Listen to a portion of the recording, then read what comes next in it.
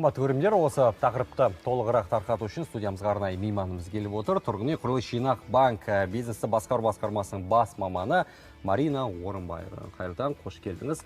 Енді сюжетте айтылды, барынша ақпарат. Енді менің ойымша толықтырып өтсеңіз, 5-10-20 бағдарламасы қабылдау басталды. Осы турасын айтсаңыз, негізгі шарттары. Мен бір сұрай салайыншы, осы енді жалпы алғанда осы соңғы біршама уақыттың ішінде осы президент бастамасымен көтерілген осы жоба барынша түсіндіріліп жатыр. Көп әр жерде жарнамалық брошюраларды көріп жүрміз дегенмен халыққа түсініксіз дүниелер бар сияқты.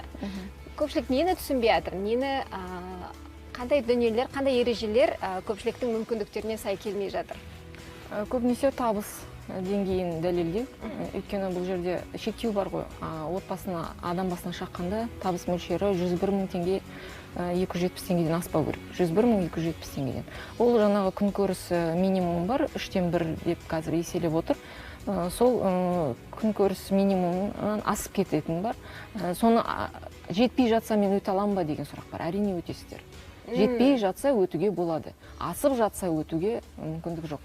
Бұл енді ережесі өте бір ыңғайлы, қолжетімді, бірақ үйдің сапасына қаншалықты әсер етеді?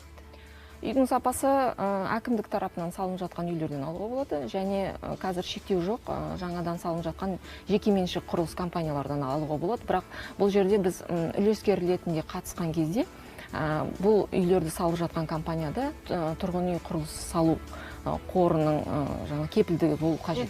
Себебі адамдар үйді алған кезде олар сенімді болу керек, ол үйге кілтіне қол жеткізе алады. Сонда үлескер ретінде қатыса ма, әлде дайын құжаты бар үй алуға ма? Дайын құжаты бар үй, тек жаңағы компаниядан сатып алатын, болмаса үлескер ретінде сол компанияға қатысуға болады. Бірақ бір проблема бар. Әдетте дайын құжаты болған кезде үйлердің бағасы қымбат болады, біріншіден. Екіншіден, бір бөлмелі, екі бөлмелі пәтерлері сатылып кеткен болады. Ал бұл бағдарлама бойынша енді одан көп пәтерлі үй алу қиындау ғой? Нақты енді тұрғын үй құрылыс жинақ банкі осы бағдарлама басталмай жатып ақ өз үйім деген бағдарламасы бар. Сол бағдарламаның аясында біз тұрғын үй салатын жеке компаниялармен келісімшартқа отырамыз. Бұл келісімшарттың басты артықшылығы ол үлескер ретінде қатысу. Қосымша кепілдік іздемейді, үй қоймайды, үлескер ретінде сол үйді алып отқан үйді кепілдікке қойып. Сіздер арқылы келісімшарт үш жақты келісімшарт. Яғни құжаты жоқ үйдің алдын ала үлескер ретінде келісімшартына сіздер кепілдеме бере аласыздар. Біз кепілдеме бермейміз, тұрғын үй құрылысын жинақ банкі. Жоқ, салу компаниясы бар. Қоры. ФГЖС дейді қазір халықтың арасында танымал. Фонд гарантирования жилищного строительства. Сол кепілдік бар компаниялар бізбен келісімшартқа отырып, үлескерлерді үйдің салыну этапында шақыра алады. Салыну этапында. Сонда салыну этапында үйдің бағасы төмен, салыну этапында таңдауға мүмкіндік бар. Ал енді білмеймін, түрлі мәселелер болып жатады, көбіне үлескер болған үйлер тоқтап жатады. Бұл кезде егер тоқтаған жағдайда сіздермен үш жақты келісімшартқа қол қойды. Бұл кезде осындай жағдай болып қалса, құдай сақтасын. Форс-мажор. Форс-мажор болып қалған жағда жаңағы қор ақшаны сіздерге қайтарып бере ме, қалай болады? Жоқ, қор ақша қайтармайды. Қор ол жаңағы құрылыс компаниясының үйінің салынуына, мерзімді салынуына кепілдік береді. Сонда мерзімінен кешігіп жатса, онда қор өз қолына алып, ол құрылысты аяғына дейін жеткізуге өз мойнына алады. Ол жерде банктың тарапынан ешқандай іс-шара жүргізілмейді.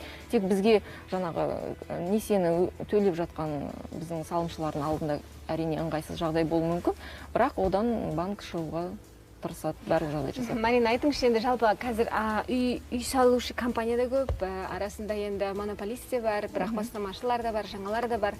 Және үйді әр кезде жас семья бірінші рет алып жатады, көп жағдайда. Және тәжірибе болмайды, әрине. Консультанттарға жүгінетін қаражат болмайды деген сияқты. Осы дүние үшін сіздерде қара тізім бар ма бір? Сәтсіз тәжірибесі бар құрылыс компанияларының немесе ұрынып қалмас үшін сақтандыру жолдары қалай болар? Өйткені көп жағдайда болады, үлескер ретінде жас семьялар үйіне кіре алмай жүрген жағдайлар. Мына жақта ақша төлеп жатыр, мына жақта кіре алмай жүр. 2-3 жылдың ішінде сондай үлескерлердің жаңағы ақшаларын жоғалтып алмау үшін, үй уақытылы берілу үшін әкімдік тарапынан тізім жасалған. Ол тізім әкімдік мақұлдаған компаниялар. оны әкімдіктің сайтына кіріп көруге болады. Қандай компаниялар сол жаңағы ризашылығын алған, әкімдік тарапынан үйді салуға болады деген сол компанияларды тізім бойынша қарап шығуға болады.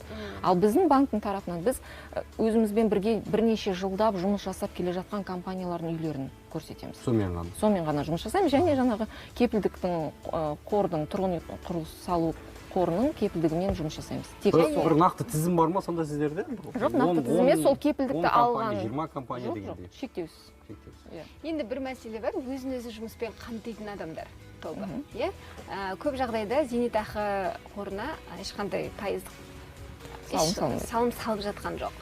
Олардың табысы туралы ешқандай анықтама да жоқ. Бұл адамдардың сіздерге барып жүгінуіне мүмкіндіктері бар ма? Енді тұрғын үй құрылыс жинақ банкінің жаңағы беретін өнімдерінің спектрі өте кең. Қазір мысалы мемлекеттік бағдарламалар болса, халықтың аузында жүрген, онда тұрғын үй құрылыс жинақ банкінің өзінің бағдарламалары бар. Олар сіз кемінде 3 жылда өзіңіз көздеген үйдің бағасының 50%-ын жинасаңыз, 5%-бен табыс көзін жеңілдетілген мөлшер жаңағы жағдайда табысын растап алуға болады. Тек қана осы нұсқасы ғана келеді ғой жаңағы өз-өзін қамтамасыз ететіндерге. Себебі өйткені ол кісілер еш жерде дәлелдей алмайды. Бірақ табыс бар. Ол табыстан жинаңыз кемінде 3 жыл жағдай бар. Дұрыс. Енді қазір 5%-бен үй алу деген ол. Әрине. Қазіргі таңда барлығына тиімді ғой. Енді қазір 5-10-20 бойынша 17 тамыздан бастап қабылдау жүріп жатыр, өзіңіз айттыңыз қыркүйекке дейін. Яғни бұл бірінші транш болады, осы турасын айтып өтсеңіз. Келесі қабылдау қашан жүреді? Енді 2020 жылға бюджет тарапынан бөлінетін соманың мөлшері 210 миллиард ақша. Оның бірінші траншы 90 миллиард банкке келіп түсті.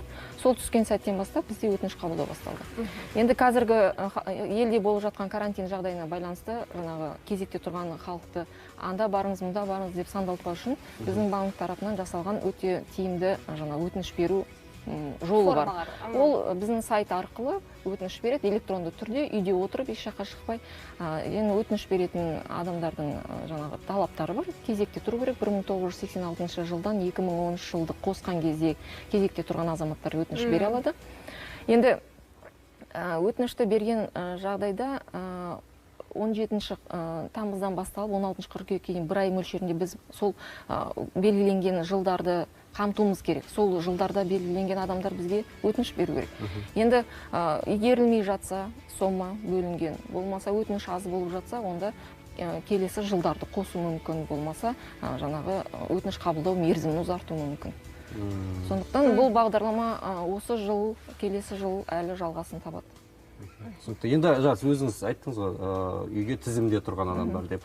Сіздерге онлайн түрде мысалы тапсырыс беретін болса, ал тізім әкімдікте болады көбіне. Сіздерде бір ортақ жүйе бар ма, әкімдік пен тізім ортақтасқан әлде қалай? Қазір енді цифровизация несі ғасыры ғой, бізде база бар. База синхронизация дейді, бізге келген өтінішті тікелей иін арқылы сонда тексереді, жеке сәйкестендіру номері. Яғни түк қиындық болмайды. Әрине, ешқандай қиындық жоқ. Айтып жатырмын ғой, ана жерге барам бір қағаз алам, мұнда барам бір қағаз алам, сосын бар банкке барам, кезекте отырам деген жоқ. Тіптен даже жаңағы өтініш берген кезде біздің операторлар хабарласып, қандай құжат тізімін алу керек, және бірінші кезеңдегі консультацияны беріп, ол кісілерді онлайн бронь арқылы банкке кезекке қояды. Белгілеп береді уақытысын. Осы уақытта сіз келесіз дейді, осы құжаттарды жинап келіңіз дейді. Тіпті сондай жағдай жасалған. Сол жағдайды пайдаланып келіп жатқан адамдар ризашылығын білдіріп жатыр. Жақсы, өте ыңғайландырылған екен, автоматтандырылу процесі жақсы жүзеге асып жатыр екен. Рахмет, енді көптеген қазақ елінің тұрғындары кілтті болып жатса, баспаналы болып жатса, біз қуанамыз. Рахмет айтамыз, біраз ақпарат бердік деп үміттенемін. Сайттарыңызда менің ойымша барлығы жазылып тұр, иә? Әрине, барлық мәлімет бар, қолжетімді, барлық ақпарат қазақ тілінде, орыс тілінде, және біздің тұрғын үй құрылыс жинақ банкінде 1,5 мың адам біздің кеңесшілер. Ол кісілер офиста отырмайды. Ол кісілер қала бойынша жүреді. Сол кісілермен біздің сайт арқылы телефон номерлері бар, егерде қосымша сұрақтарым бар, мен түсінбеген жағдайларым бар десе хабарласуға болады. Рахмет сізге, уақыт бөліп келгеніңізге алғыс білдіреміз. Марина Орынбаева бүгін бізде қонақта болған. Ал біз, қымбатты көрермендер, бағдарламаны заң және біз айдармен жалғастырамыз. Қазіргі қоғамда заңға қатысты көпшілік арасында түйткілді сұрақ пен түсініспеушілік жиі орын алады. Оның жауабын келесі айдардан біле аласыздар.